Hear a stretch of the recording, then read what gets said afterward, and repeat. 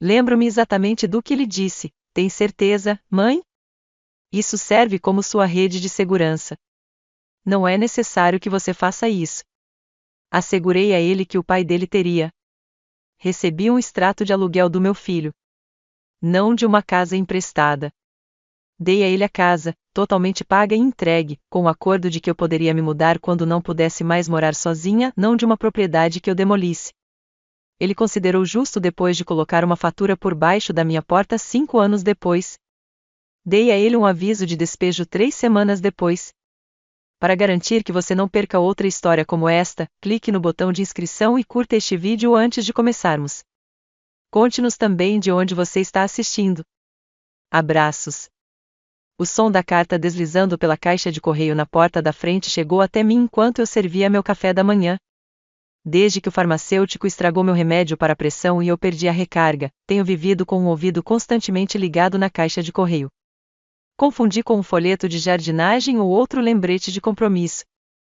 Em vez disso, meu nome estava digitado em um simples envelope branco. Sem endereço para retorno. Minhas mãos começaram a tremer assim que abri. Meu filho Daniel enviou um aviso oficial de aluguel para Margaret Thompson, a moradora, informando que $200 venceriam no dia 5 do mês. Ele nem tentou escrever a mãe. Havia um bilhete informando que os direitos de visita estavam suspensos enquanto aguardavam o pagamento, juntamente com um detalhamento das contas de serviços públicos. Pensei que pudesse ser automático ou um erro, então li 3 vezes. No entanto, Daniel Thompson, meu filho e único filho, estava assinado na parte inferior com caneta azul. Há 5 anos, entreguei esta casa ao mesmo filho. Juro que, por um minuto inteiro, fiquei sem conseguir respirar enquanto estava no corredor, simplesmente olhando para o papel. Algo me atingiu no peito, como quando você tropeça e consegue se manter em pé. Só aquela sensação de que diabos está acontecendo, no estômago.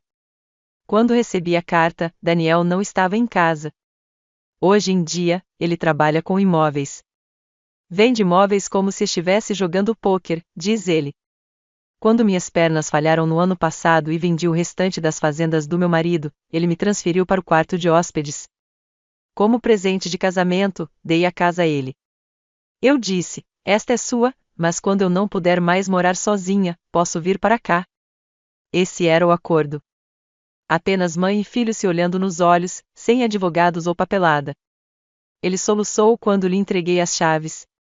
Prometeu cuidar de mim por tempo indeterminado. Isso foi há 5 anos, antes da reforma do segundo banheiro, antes do Tesla, antes da Kayla e antes da obra enorme. A conta do aluguel estava espalhada no balcão como um cadáver enquanto eu esperava na cozinha. Talvez fosse uma brincadeira, mas me levantei quando ouvi a chave dele na fechadura. Talvez ele não soubesse que Kayla tinha enviado.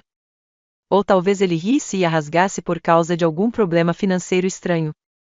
No entanto, ele pareceu irritado, não culpado, não arrependido, apenas irritado, no momento em que me viu segurando a chave. Ele deixou as chaves caírem no console e comentou, achei que devíamos deixar as coisas claras daqui para frente. As contas de serviços públicos aumentaram.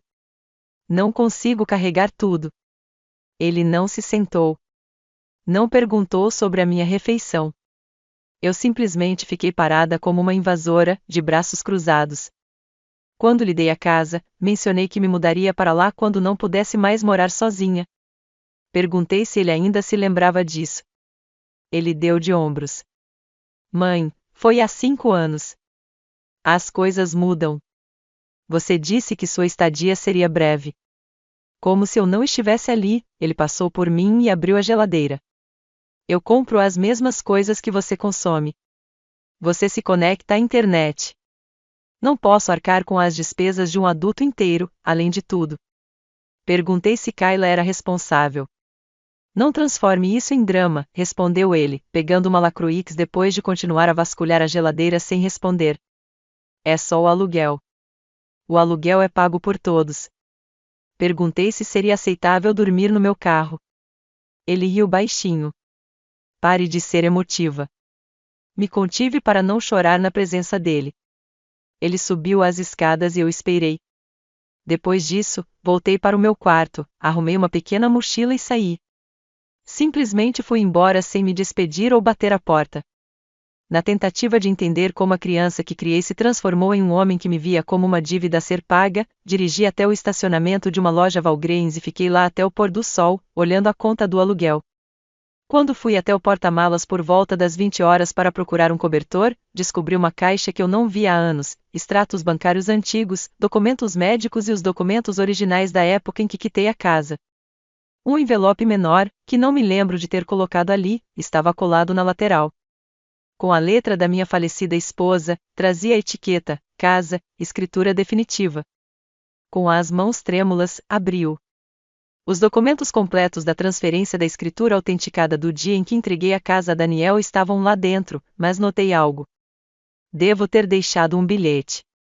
Guarde para registros, dizia. Provas futuras poderiam ser necessárias.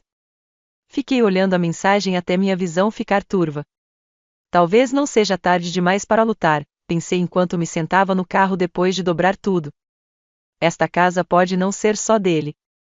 Talvez o menino que criei não se lembrasse de quem fez a fundação. No entanto, eu não me lembrava. Daniel estava na minha cozinha na última vez que segurei a escritura. Ele usava um terno 2 números maior que o meu e suas mãos ainda estavam sujas de carregar caixas. Estávamos terminando a papelada da casa e o casamento dele seria em 2 semanas. Ele parecia ansioso, até mesmo arrependido, como se não acreditasse que eu estivesse realmente fazendo aquilo. Uma delas, e que eu queria. Um mês antes, eu havia vendido a área restante, deixando-nos com 30 acres quando James faleceu.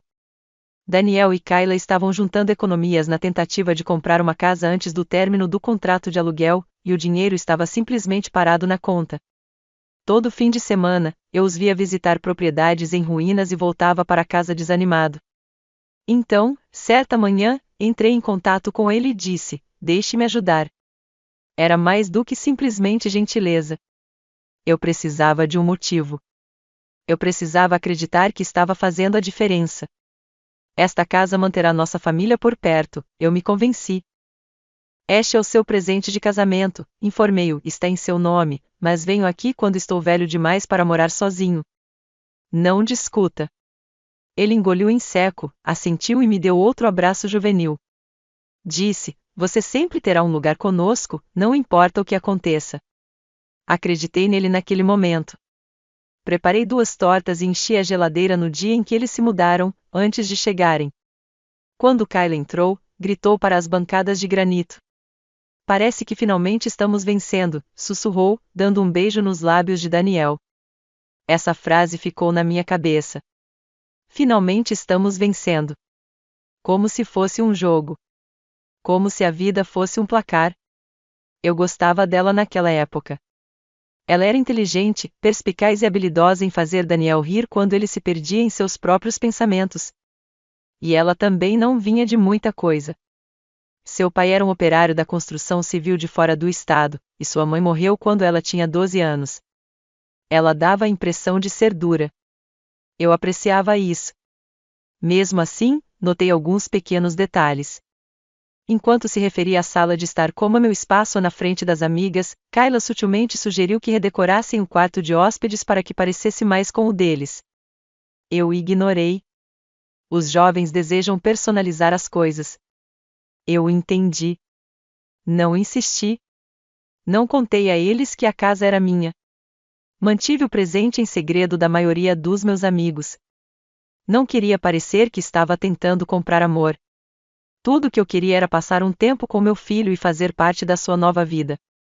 Foi bom no primeiro ano. Compartilhávamos noites de jogos, brunches de domingo e jantares.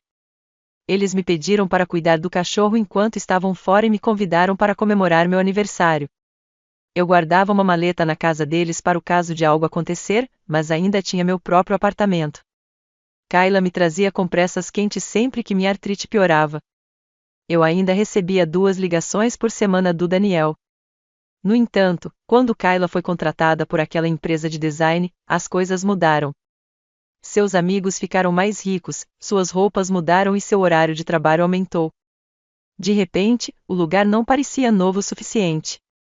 Ela começou a trabalhar na reforma. Daniel fez o mesmo, novas dívidas, novo paisagismo, novos acessórios. Ele começou a discutir a possibilidade de usar a casa como garantia para investimentos. Eu nunca tinha ficado ansioso antes.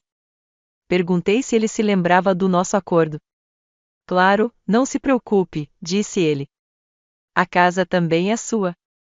No entanto, senti que uma fratura estava se formando. 2 anos depois, quando escorreguei na escada da frente do meu apartamento e acabei na emergência, Daniel me pegou, me levou de volta para a casa deles e disse: "Você vai ficar conosco por um tempo até se recuperar." Foi aí que a mudança se tornou permanente. Meu contrato de aluguel terminou. Me mudei para o quarto de hóspedes deles. No começo, estava quente. Kayla ajudou a decorar. Daniel me comprou um colchão melhor. Mas então, a distância sutil se instalou. Kayla começou a trancar a despensa. Daniel esqueceu de renovar meus remédios. Eles pararam de me convidar para jantar com os amigos deles. Kayla começou a me chamar de Margarete em vez de mãe. E eu, Deus me ajude, fiquei em silêncio. Disse a mim mesma que era apenas estresse, apenas temporário, apenas algo que eu tinha que suportar porque é o que os pais fazem. Até aquela carta chegar, até Daniel me olhar nos olhos e me chamar de fardo financeiro. Naquela noite, depois de encontrar a escritura e aquele velho bilhete no porta-malas, sentei-me no estacionamento da Valgrange e relembrei o momento exato em que entreguei a casa. Eu ainda conseguia ver as mãos de Daniel tremendo enquanto ele assinava. Eu ainda conseguia sentir a esperança que eu tinha. E agora, tudo o que eu conseguia sentir era essa raiva silenciosa e ardente, não pelo dinheiro, nem mesmo pelo desrespeito, pela traição de uma promessa feita, do tipo que deveria ter importado mais do que um contrato. Liguei o motor. Tinha mais um lugar para verificar, meu depósito. Havia coisas lá que eu não tocava desde a morte de James. Talvez algo ali pudesse ajudar. Eu não sabia o que, mas sabia que ainda não tinha terminado. Ainda não. Nem de longe. Naquela noite, dirigi direto para o depósito, abastecido com café e adrenalina, o tipo de energia que vem da humilhação e da raiva misturadas. O ar estava carregado de poeira no momento em que puxei a porta de enrolar, mas eu sabia exatamente qual lixeira pegar: tampa azul, cantos com fita adesiva, aquela marcada como a médicos da casa.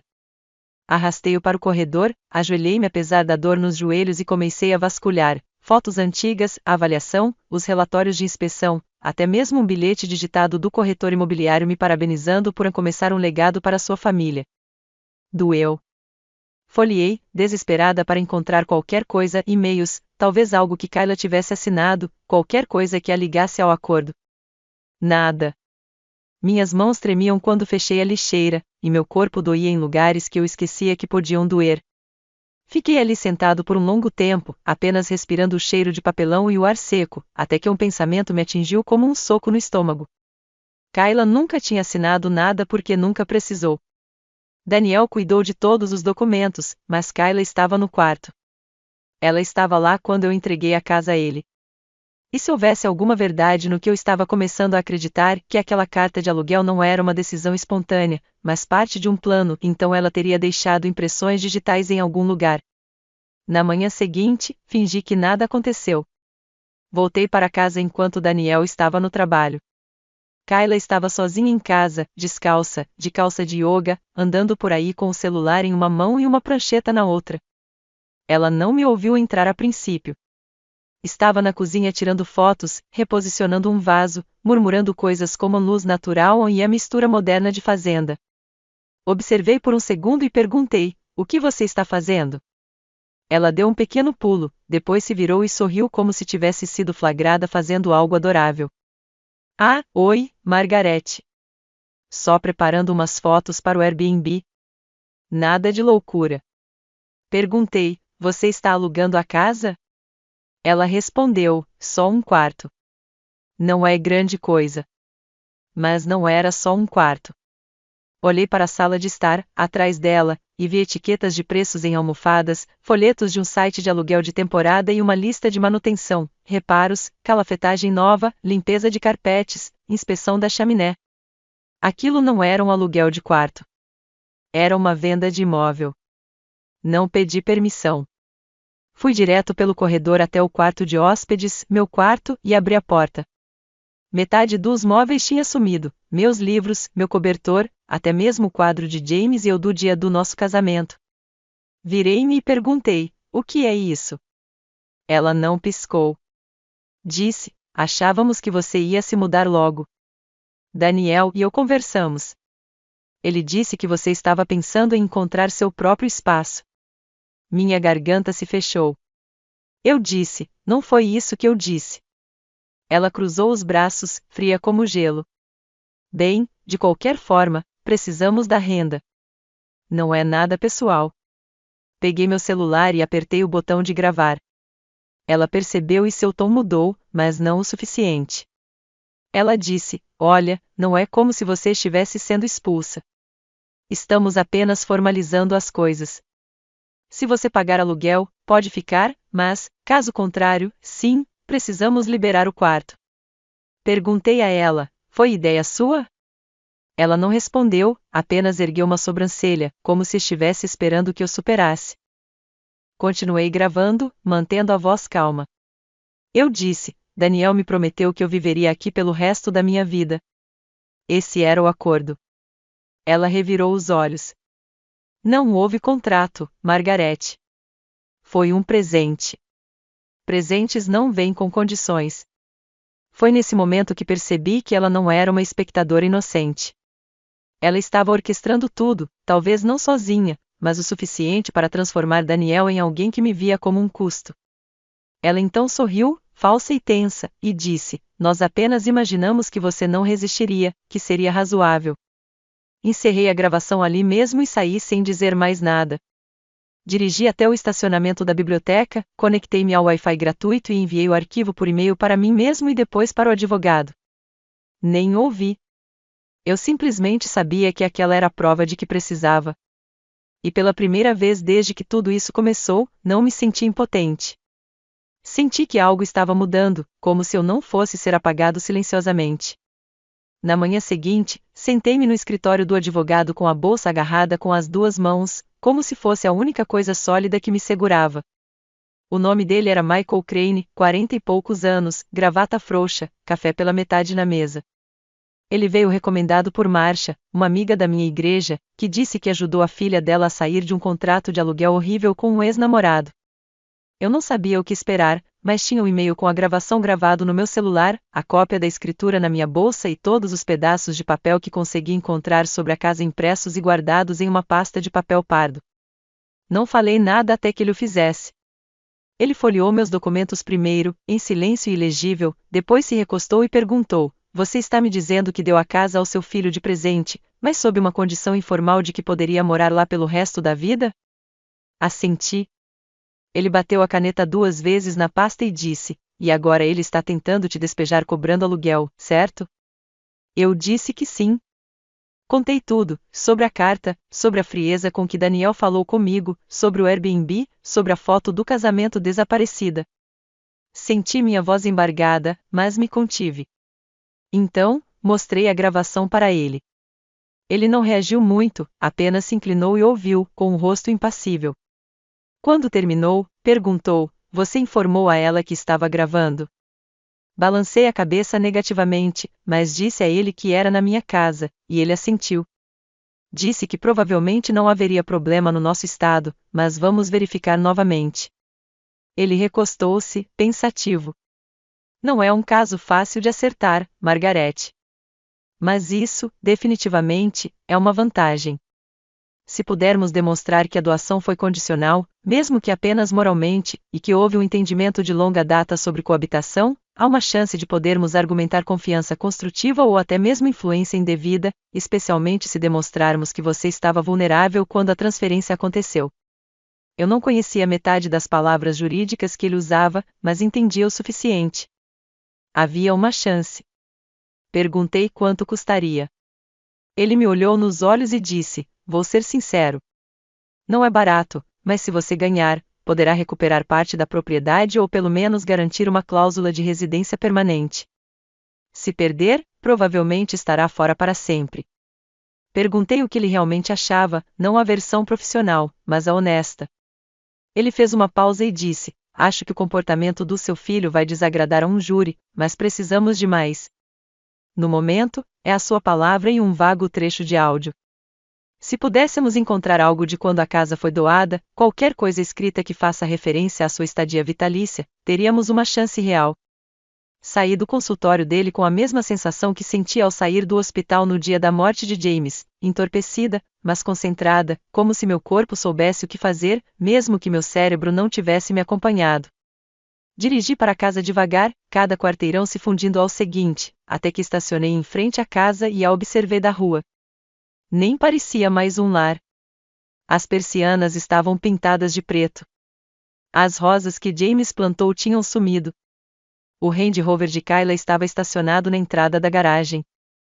Não entrei. Fiquei ali sentada, agarrada ao volante, lembrando-me da sala de estar, 5 anos atrás, do momento em que entreguei a escritura a Daniel.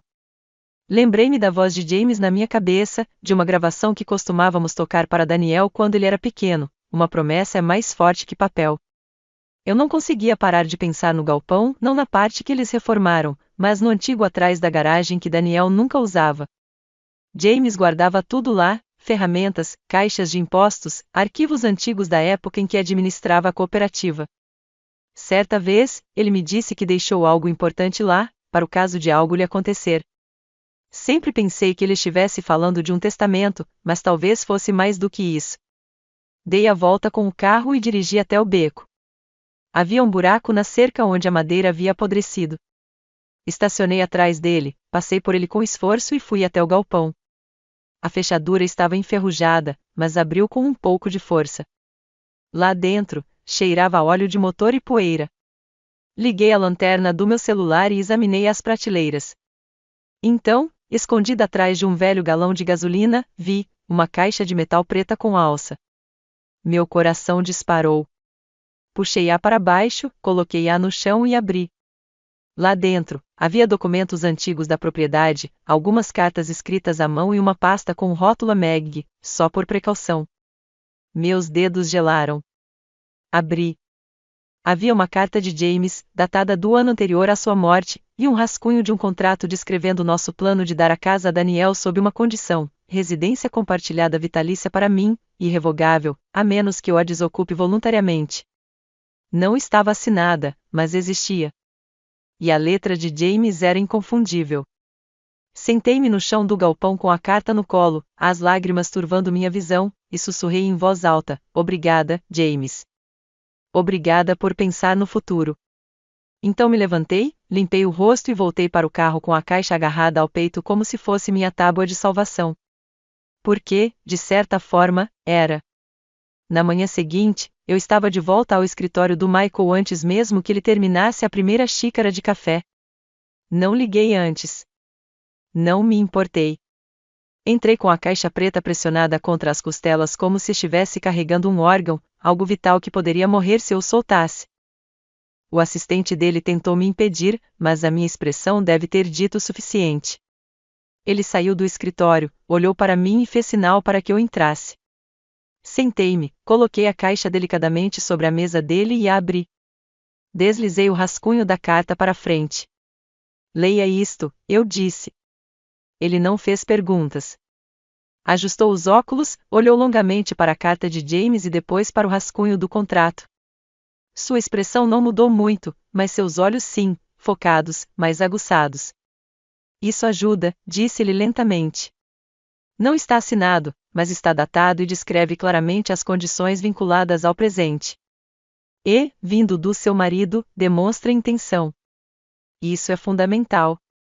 Contei a ele sobre a caixa, o galpão, tudo o que James já disse sobre a só por precaução. Michael assentiu lentamente, virando as páginas com cuidado, como se fossem feitas de papel de seda. Podemos argumentar que esta carta reflete o acordo original, de que a casa nunca foi concebida para ser um presente incondicional. Entre isso e a gravação de Kayla, temos uma narrativa, e os jurados respondem a narrativas, especialmente quando envolvem traição. Senti algo que não senti há semanas: esperança. Não certeza, mas o suficiente para me fazer sentar um pouco mais ereto na cadeira. Ele se recostou, batendo a caneta novamente. Vamos entrar com uma petição para estabelecer um traste construtivo, alegando influência indevida e quebra de acordo verbal. Não será rápido. Daniel vai reagir. Ele tentará desacreditar você, mas podemos enquadrar isso como um caso de abuso de idosos, manipulação financeira e emocional. Aquela palavra ficou presa no meu peito, abuso. Nunca tinha pensado nisso dessa forma, mas era. Não com socos ou gritos, mas com distância, controle e silêncio. Saí do escritório sentindo que a névoa havia se dissipado um pouco. Pela primeira vez desde que a carta do aluguel chegou, não senti que estava me afogando. Senti como se tivesse uma bússola. Fui direto ao supermercado e comprei um frango assado, não porque estivesse com fome, mas porque queria fazer algo comum, algo que me lembrasse de que eu ainda era uma pessoa, não apenas um problema a ser resolvido. De volta ao meu apartamento temporário, sentei-me à mesa e reli a carta de James 3 vezes. Ele escreveu com seu jeito direto de sempre, sem rodeios, apenas fatos. Mas eu conseguia sentir seu amor em cada linha. Se alguma coisa me acontecer, Meg fica. Esta casa foi comprada com dinheiro de fazendas. Ela ganhou cada tábua e cada prego.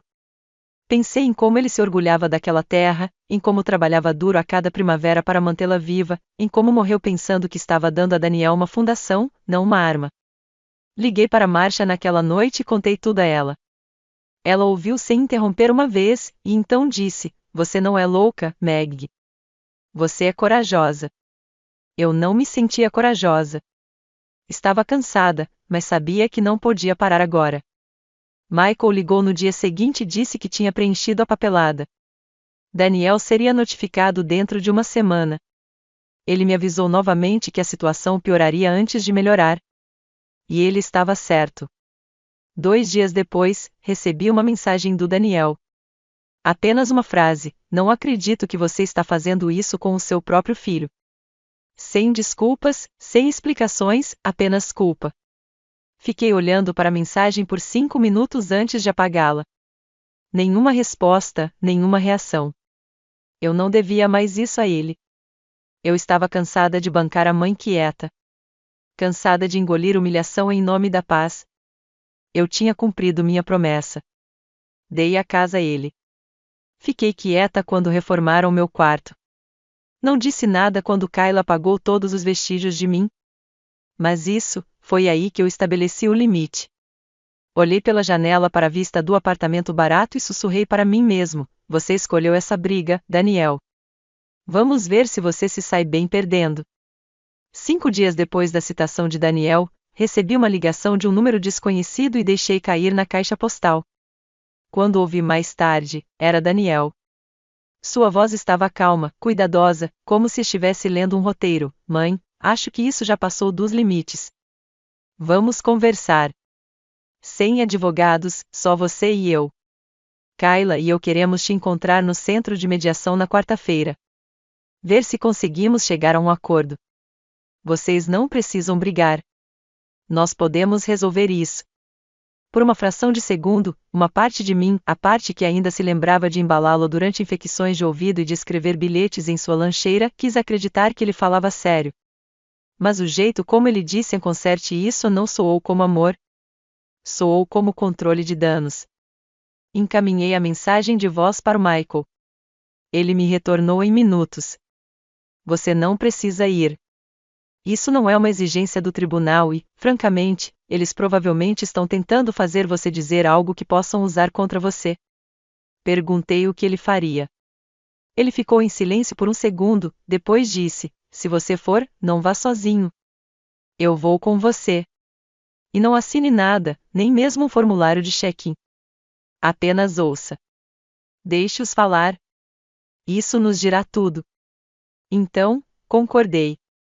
O centro de mediação era um daqueles prédios de escritórios cinzentos em um shopping, daqueles que sempre cheiram a purificador de ar e tônico.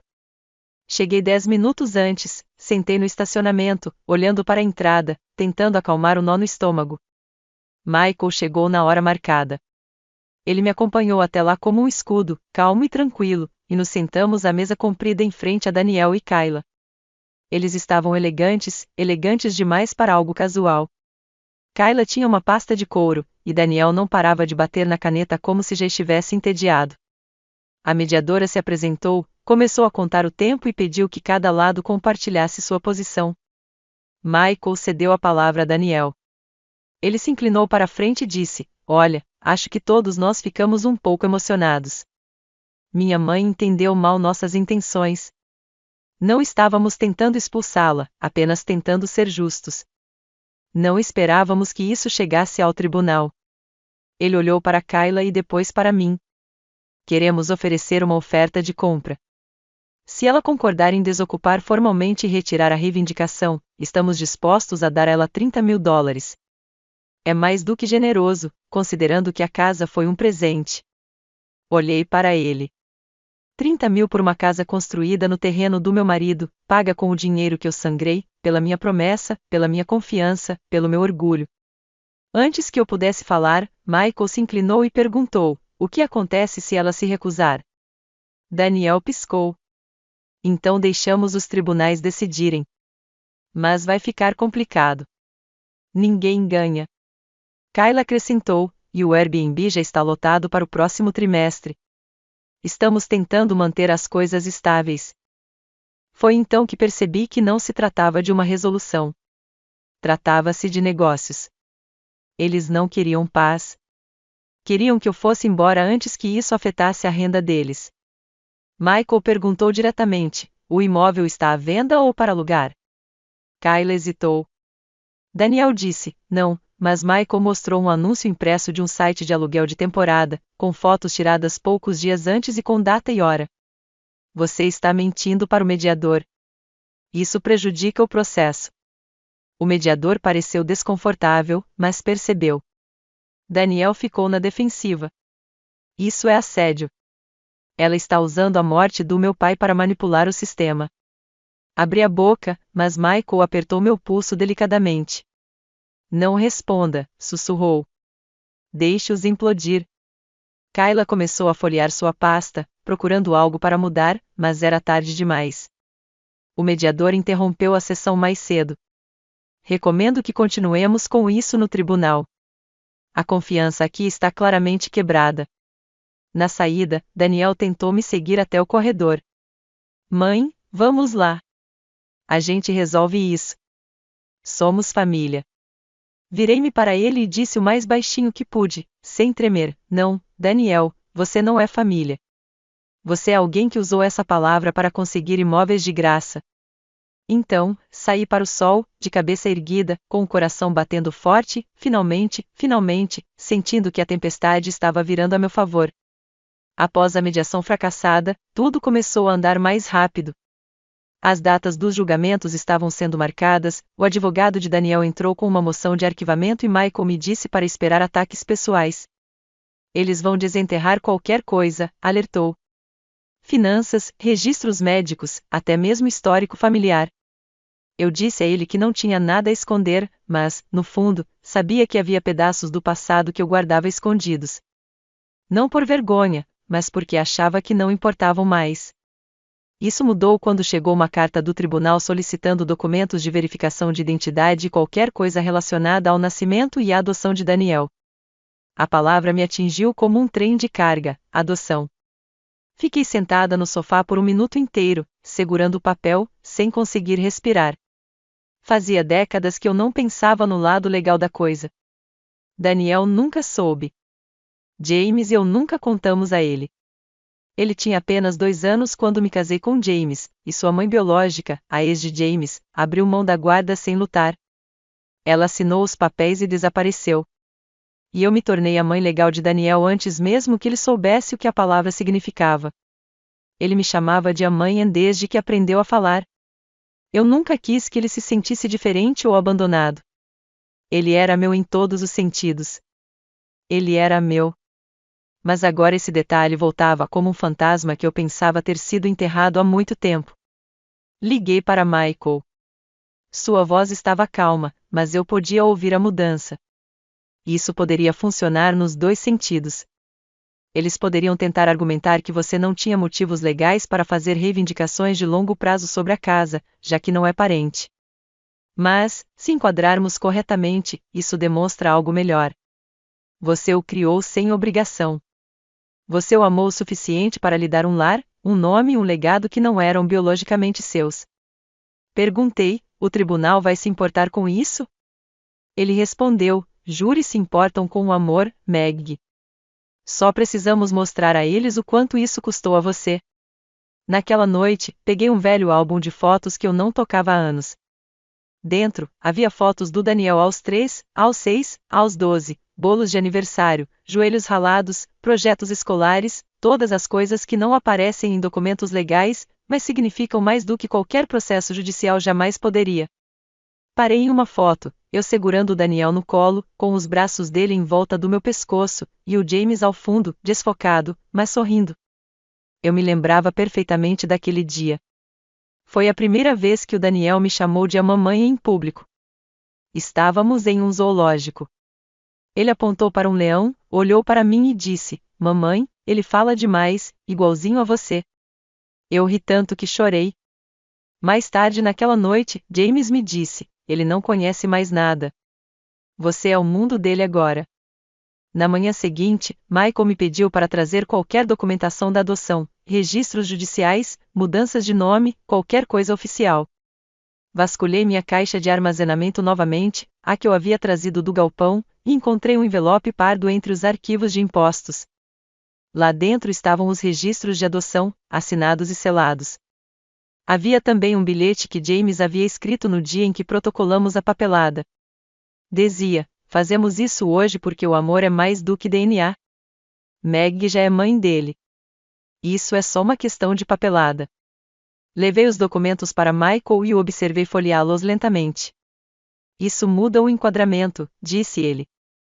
Se apresentarmos isso, mostraremos ao júri que você entregou sua vida a esse rapaz sem pressão legal, sem obrigação. Você não lhe deu apenas uma casa. Você lhe deu tudo. Assenti, mas meu coração estava pesado. Eu sabia que Daniel não sabia sobre a adoção, e eu odiava que isso pudesse vir à tona no tribunal, na frente de estranhos, de uma forma que parecesse uma arma, mas ele não me deixou escolha. Naquela semana, o advogado de Daniel enviou outra carta, desta vez exigindo que eu desocupasse a casa em 30 dias, ou eles recorreriam a uma ordem de restrição formal. Encaminhei a carta para Michael sem nem ler o último parágrafo. Agora, a situação estava resolvida. Daniel queria guerra, e eu tinha uma última coisa para lembrá-lo: eu podia não ser sua mãe biológica, mas fui a única que ficou. E agora eu estava cansada de ficar em silêncio. Na manhã da audiência, acordei antes do sol nascer, sentei-me na beira da cama no meu pequeno apartamento e fiquei olhando para a parede por um longo tempo. Parecia o silêncio antes de uma tempestade, não lá fora, mas dentro do meu peito. Vesti-me lentamente, escolhendo a blusa azul marinho que James sempre dizia que me fazia parecer firme, confiável, como alguém que cumpre o que promete. Prendi o cabelo, usei maquiagem minimalista e me certifiquei de que cada documento estivesse cuidadosamente embalado na minha bolsa, organizado por data e etiquetado pelo assistente jurídico de Michael na noite anterior. Quando chegamos ao tribunal, senti como se minha pele não se encaixasse perfeitamente, como se eu estivesse me movendo em um sonho onde nada era familiar, mas tudo importava. Michael caminhava ao meu lado, calmo como sempre, pasta na mão, acenando para os outros advogados no corredor como se aquele fosse apenas mais um dia. Para mim, parecia o ápice de cada momento em que duvidei de mim mesma, de cada vez que me dizia para ficar quieta, para manter a paz, para ser uma pessoa melhor. O tribunal não era grande, mas era frio e iluminado. Daniel sentou-se à minha frente com os braços cruzados, vestindo um terno cinza escuro e um sorriso irônico que eu não via desde que ele era adolescente, tentando se safar de uma multa por excesso de velocidade. Kayla sentou-se ao lado dele, evitando meus olhos, mexendo no celular até que o oficial de justiça lhe dissesse para guardá-lo. A juíza entrou, uma mulher de cerca de 60 anos, de olhar aguçado e sem sorrir. Ela abriu o processo e tudo começou. Michael expôs nossa posição primeiro, como a casa havia sido transferida com um acordo verbal anexado, como eu havia me mudado sob esse acordo e como Daniel havia violado o acordo ao tentar cobrar aluguel e me despejar. Ele apresentou a carta de James, a gravação de áudio de Kayla e os registros de adoção, todos marcados e apresentados como provas. Então, leu as palavras de James em voz alta e, por um momento, o tribunal pareceu calmo de uma maneira diferente, não tenso, mas comovido. O advogado de Daniel tentou contestar, alegando que os documentos não tinham valor legal, que eram sentimentais, na melhor das hipóteses, e boatos, na pior. A juíza anulou a decisão. Quando chegou a vez de Daniel, ele falou com cuidado, escolhendo cada palavra como se tivesse sido escrita previamente. Ele disse que apreciava o que eu havia feito, mas que nunca concordou com um acordo vitalício, que eu havia sido bem-vinda como hóspede, não como residente, e que minha presença havia começado a afetar seu casamento e sua estabilidade financeira. Ele nunca olhou diretamente para mim. Quando seu advogado tentou argumentar que, como filho adotivo, eu não tinha nenhuma reivindicação legal sobre bens familiares, Michael se levantou e calmamente destruiu o ponto com precedência, citando pelo menos 3 casos semelhantes em que relacionamentos adotivos foram totalmente orados pelo tribunal. Então veio a parte mais inesperada. Michael havia intimado Kayla para depor. Ela pareceu pega de surpresa, mas se recompôs e depois. Tentou manter a neutralidade no início, mas, sob interrogatório, seu tom vacilou. Ela admitiu que, sim, eu tinha dado a casa a eles. Sim, Daniel tinha dito a ela desde o início que eu moraria com eles um dia. Sim, eles tinham planejado a carta do aluguel juntos como uma forma de me expulsar. Não era para ser cruel, disse ela, com a voz trêmula. Só não achamos que ela fosse reagir. Aquela frase ficou na minha cabeça como um eco, não achávamos que ela fosse reagir. O juiz ouviu sem expressão, depois olhou diretamente para Daniel e disse: parece que suas ações refletem uma quebra significativa de confiança e obrigação moral. Independentemente de ter existido ou não um contrato assinado, as evidências sugerem fortemente que um acordo verbal vinculativo e uma promessa familiar foram feitos e posteriormente desconsiderados. Isso tem peso. Ela anunciou que emitiria sua decisão formal em 72 horas e alertou ambas as partes para que se abstivessem de qualquer retaliação nesse meio tempo. Quando nos levantamos para sair, Daniel tentou dizer algo, mas o oficial de justiça já estava nos guiando para fora. Eu não precisava ouvir o pedido de desculpas ensaiado que ele finalmente havia preparado. Eu não precisava ser acalmado. Eu precisava respirar. Do lado de fora do tribunal, fiquei sob o céu branco e cortante e senti cada gota de dor, humilhação e sofrimento reprimido começar a se soltar. Eu ainda não estava completa. Eu não tinha terminado. Mas eu não era mais invisível. Eu era ouvida. E pela primeira vez em anos, não me sentia um fardo. Eu me sentia como uma pessoa recuperando seu território. As 72 horas se arrastaram como se o tempo tivesse se adensado, como se cada segundo quisesse me fazer questionar se eu tinha feito a coisa certa, se eu tinha ido longe demais, se alguma parte disso voltaria para me punir pior do que o silêncio em que eu costumava viver. Mal dormi. Não saí do meu apartamento. Coloquei para tocar gravações antigas de James lendo para Daniel quando ele era pequeno, fitas cassete macias que eu não tocava há mais de uma década, só para me lembrar de como o amor costumava soar em nossa casa. Quando o escrivão do tribunal ligou para confirmar que o veredito havia sido arquivado e que ambas as partes eram obrigadas a comparecer à leitura, me vesti como se estivesse entrando em um batismo e em um funeral ao mesmo tempo. Usei a mesma blusa que usei no memorial de James, cinza claro com mangas que cobriam meus braços, porque sentia que cada centímetro de mim já estava exposto há muito tempo. O tribunal estava silencioso quando chegamos. Sem júri desta vez, apenas a juíza. Seu martelo já estava colocado no banco como uma pontuação, aguardando o final da frase. Michael sentou-se ao meu lado, firme e sereno. Daniel e Kayla chegaram atrasados, Daniel com o mesmo terno da última vez, Kayla com óculos de sol enormes, como se achasse que aquilo era digno de divulgação. O juiz não perdeu tempo. Ela revisou os fatos em voz alta, como a propriedade foi doada sem condições legais formais, mas com um acordo verbal claramente estabelecido, evidenciado por depoimentos, cartas, gravações e comportamento ao longo de vários anos. Ela observou o histórico de adoção e enfatizou que, segundo a lei, não havia diferença entre as relações parentais adotivas e biológicas em questões de intenção de doação e dever familiar. Ela disse que a tentativa de cobrar aluguel não era apenas eticamente problemática, mas, dadas as circunstâncias, constituía um abuso de confiança familiar e parecia ser uma estratégia para forçar um despejo por meio de pressão e controle. Então, ela decidiu. Ela ordenou que eu recebesse uma propriedade vitalícia permanente na propriedade, o que significava que eu poderia morar lá pelo resto da minha vida sem aluguel ou interferência. Daniel manteve a propriedade legal, mas foi impedido de vender, refinanciar ou lucrar com a casa enquanto eu estivesse vivo e residindo nela.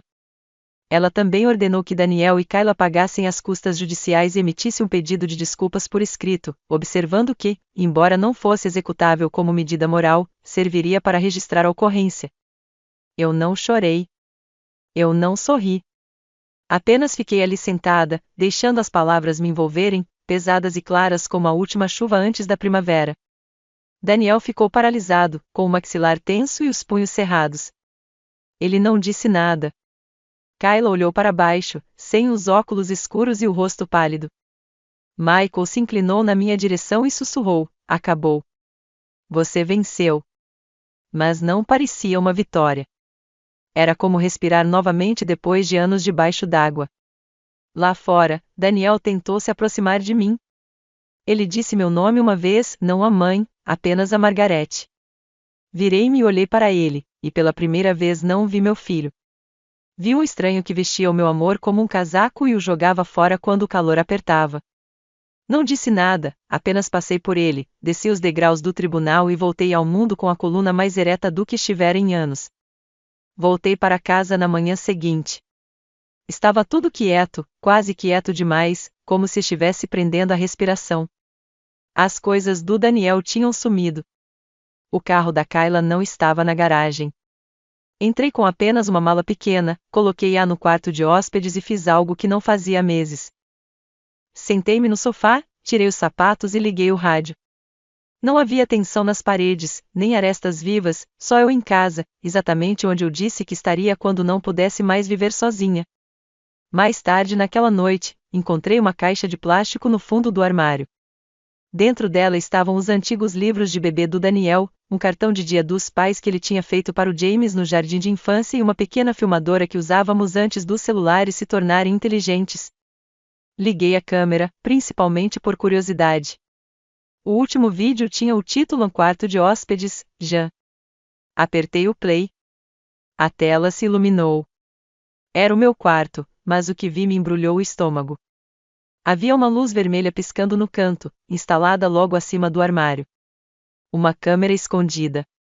A data correspondia à semana em que a carta do aluguel foi enviada. Meu coração batia forte. Rebobinei a fita e avancei rapidamente pelas imagens, com as mãos tremendo, até me ver dobrando roupa, tomando remédios, lendo na cama tudo gravado.